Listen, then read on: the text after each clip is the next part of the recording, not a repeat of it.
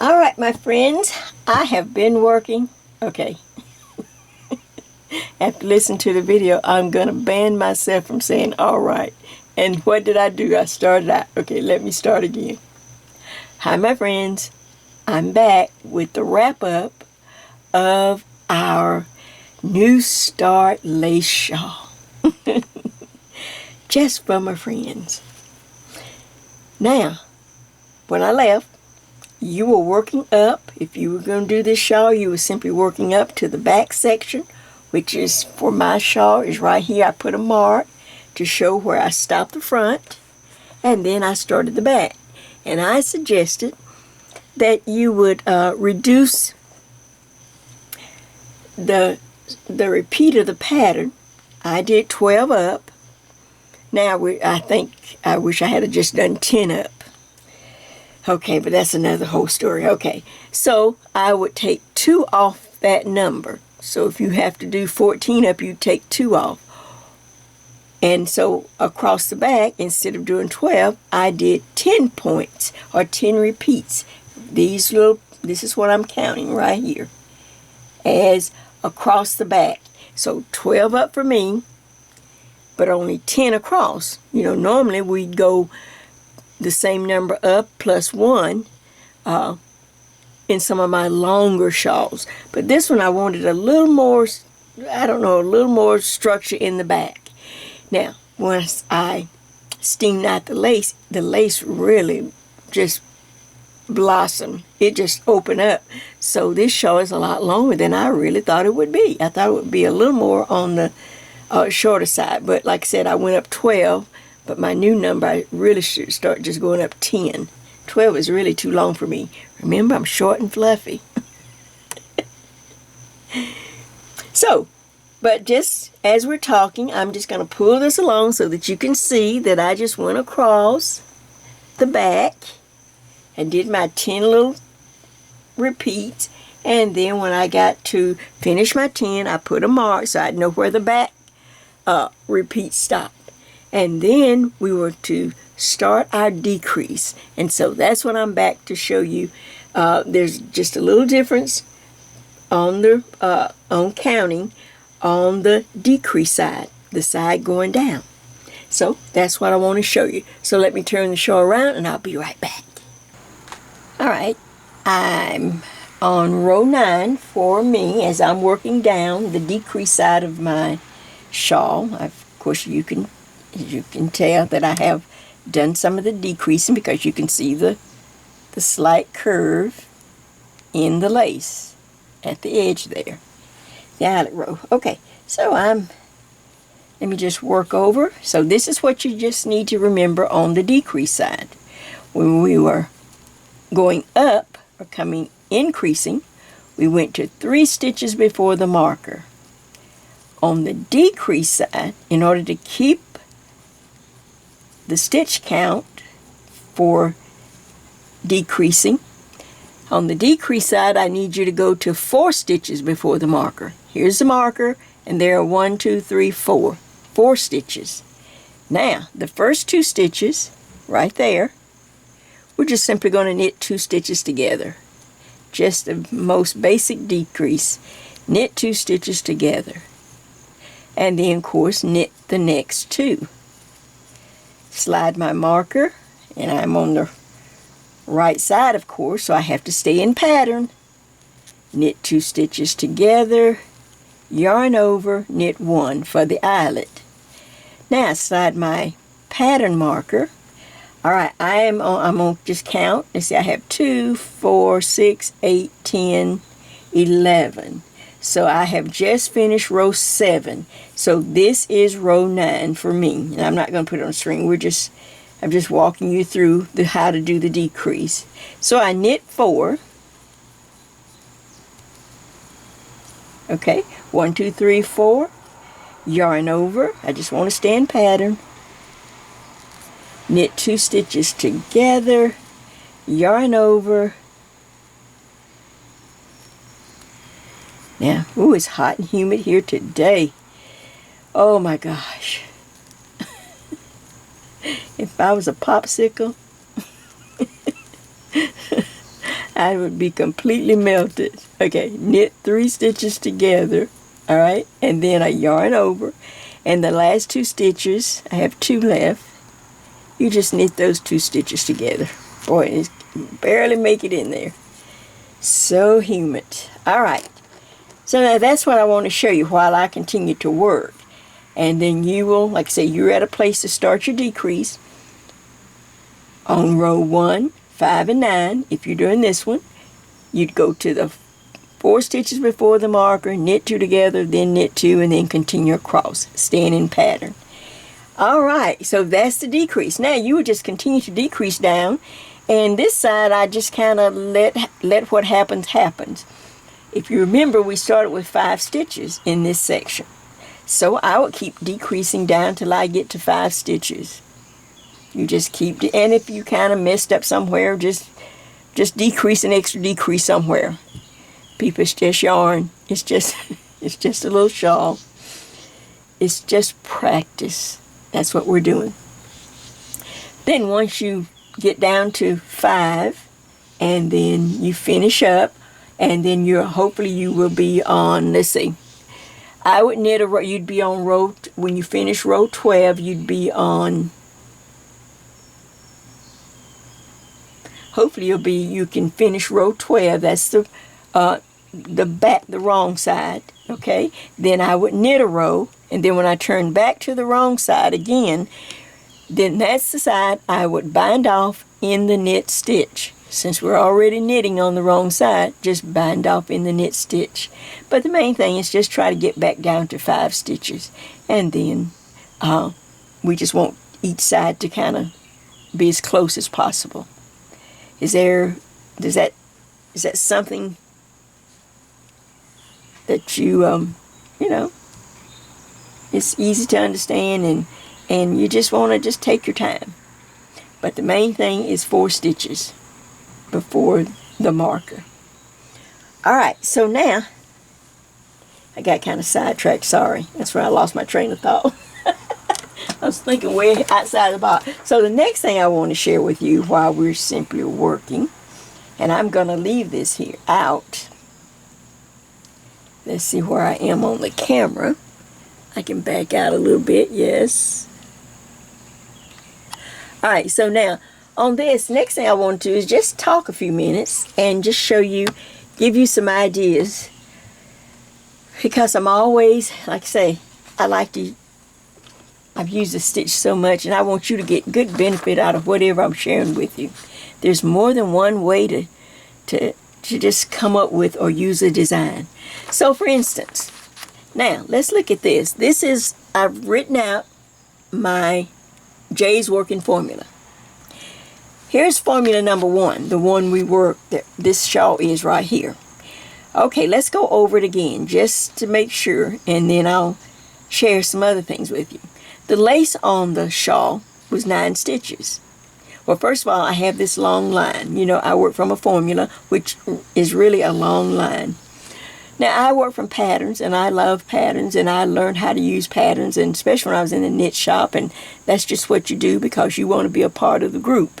Okay? I didn't do all this when I was in the knit shop because this would be contrary to what they're trying to do at the knit shop and trying to sell patterns and books.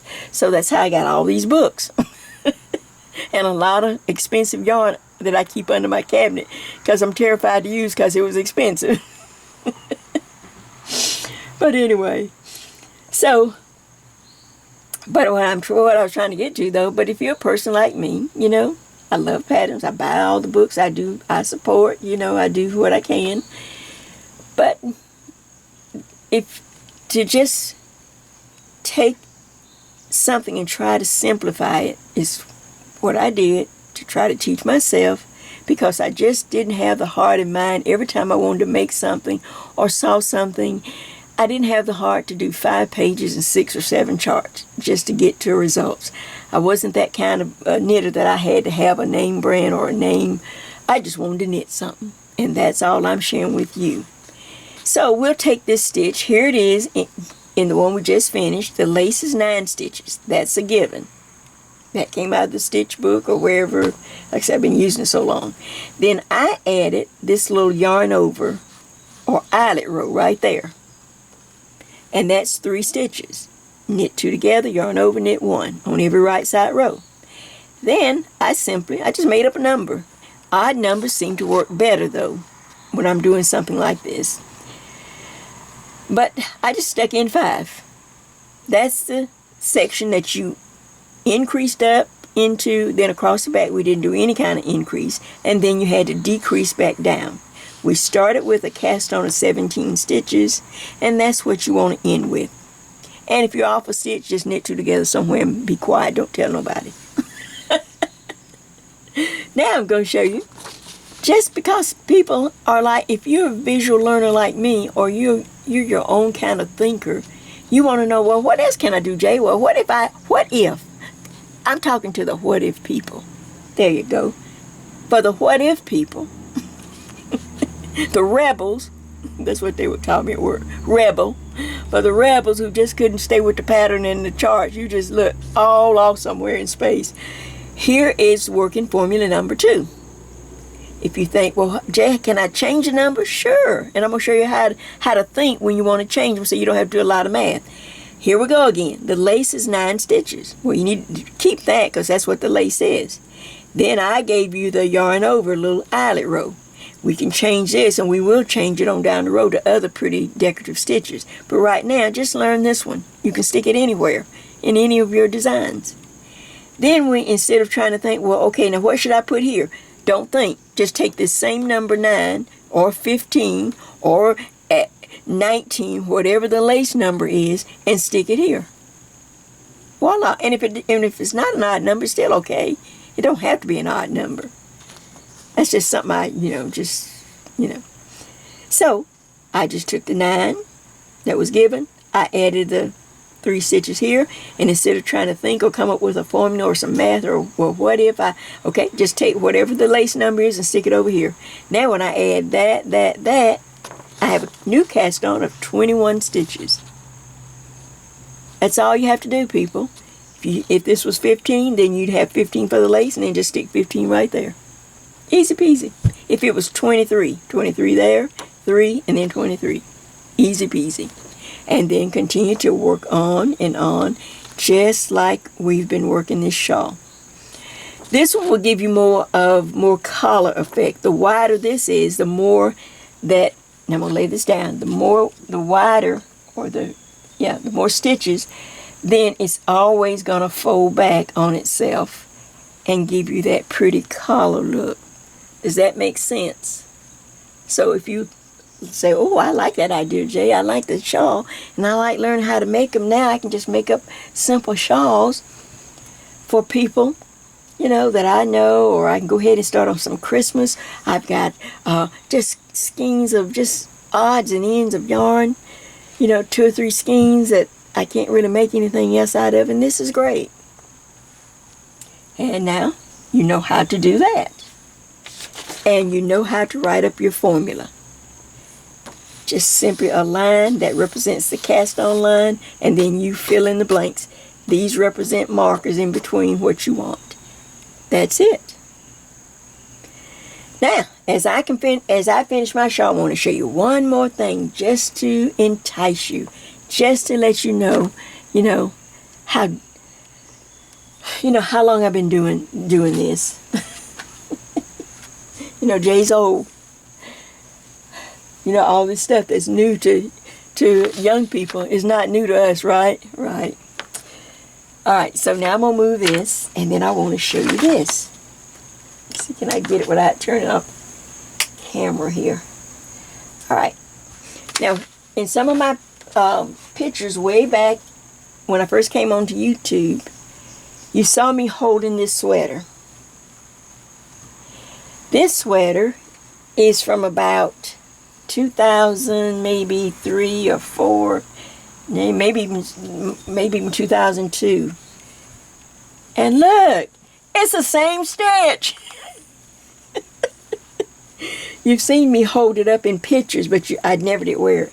Well, one reason you can look at it and tell, all right, first thing you'll notice is, look, Jay's not that size anymore. Let's see if I'm backed out enough. Nope. Let's see if I can back out a little more. I'm out as far as I can go. So I'm going to go to the bottom of the sweater. Let me pull it up, because that's where we'll start talking. Let's see if that's on camera. Yeah, that's better. Okay. Well, Jay's not this size anymore from 2002 or 3, but I knitted this sweater, and you can tell it's old. Oh, I'm sorry. You can tell it's old because look, Jay back then was small enough I could wear 2x2 ribbing. I could wear the 2x2 ribbing down at the bottom. Now you know my suggestion. If you're a fluffy size, don't try to do the 2x2 ribbon on your sweaters. It just throws everything out of proportion. You just look strange. So we have other bottoms, more decorative. We can do other things, or the 1x1, or the twisted rib, or other things. But this one just pulls the sweater. But like I said, back in the 2002, 2003, when I made this sweater, I was much smaller. So now, do you notice anything? So I'm doing the best I can to get this on the camera. This is a vest, and I'll open it up in just a minute. But here's the bottom, and I want you to see, well, what do you notice about it? Well, Jay, I noticed that you put that same lace. Maybe if I take a piece of paper and put it up under the lace so you can see it. How about that? That didn't really help either, did it? No. Okay, well, let's just go with it. I'll hold it up the best I can. Jay, you used the same lace, and you made a sweater front. But how could that be? It's all knit in one piece, but how did you flip it? How does that ring a bell? You remember a shawl I did where we actually knit it backwards? I said sometimes I would run across stitches, or like stitches or something that if they met certain requirements, you can knit them forward and backwards and still have a nice mirror image without doing a whole lot of changing the stitch or the design. This one's been worn so much it's kind of matted down because, like I said, it's so old. But I simply, like I said, took that same stitch we just finished on the shawl, and I knitted this direction, and then I also came and knitted the stitch backwards so that I could have a mirror image and have two fronts of lace. What do you think of that? Now, what I'm going to do, like I said, this one's too small, and I need to revamp. So I'm going to, I know this is my favorite yarn, Vanna. You know, if you still have Vanna, I want to do this sweater again for my new size, but put the same edging, maybe a different border. I can't wear 2x2 anymore, ribbing. And I want to make this vest. Now let me go up to the top. Let me move it down. This has a beautiful collar. It's really pretty. Has a beautiful collar like that. Has the lace down the front. Now I never did put any buttons on here, sorry. Hit the camera again. Let me get my mirror and see if I'm, oh, that looks good. Okay, can you see that? And then, like I said, it's a nice fall that you'd wear a turtleneck or something like that. So we don't have to do the full sleeves on this one. We can do sleeves a little later or another time, or another sweater. I got sweaters, people. I still have so many sweaters you've not even seen before because I was smaller. And I just hate to bring out something that I can't wear, or sometimes I can't even remember how I knitted them because I was knitting them so fast. And I wasn't keeping track of it because I didn't know I was going to be on the YouTube and have all you as my friends and have something to share. C'est la vie. Who would have known? But that gives me a platform now. I can just revamp these sweaters to fit my new size. But what I want to show you is how to make it easy peasy to take a lace. Sometimes it is possible to just knit forwards and backwards and then put it on the edge of a garment a sweater, a little top, whatever. So think of that, because I want to do this, and I will, this will come maybe September, October, somewhere like that. That's what I'm hoping. And I'll pick a pretty fall or jewel tone color. You know, something really rich, something really pretty, a little dark for the season. So that gives you time to think about it. And first of all, you need to knit the shawl, though. You need to get used to the lace. You need to have lace. The shawl is just a nice practice piece. Practice, practice, practice. Everybody's got baby yarn or, you know, a number 3, something really nice to practice with. Then, once we do that, and then I bring the new version of this sweater, all right, then we'll take that, what you've already practiced, and I'll just revamp it and walk you through every row from the front and from the back. So, what do you think of that? All right, this is Jay. I hope I have enticed you. I hope I have given you some inspiration. I hope I have encouraged you to simply just practice knitting. If you're new, welcome. Just stay with it. Keep going. Don't worry about mistakes, and don't show people your mistakes. Just be proud of the accomplishments you have. You know, the mistakes are not for them. They're for you. They're for you to say, oh, okay, now I know not to do that again. Oh, I learned from this mistake. That's all you need to know. It's for you. And then as we practice and continue, we will just grow and look from a shawl. The next thing is to a full, beautiful sweater vest. Well, like I said, this is Jay. Thanks so much for giving my New Start Lace Shawl a try. And until, well, I'm working on something new. You know, I'm working on other stuff, trying to do a little crochet project too. So until we see each other again, please stay safe, take care, be a part of the solution and not part of the problem. As we head into the fall, and like I say, hopefully we will all get a new start. So, I will see you later. Take care. Bye-bye.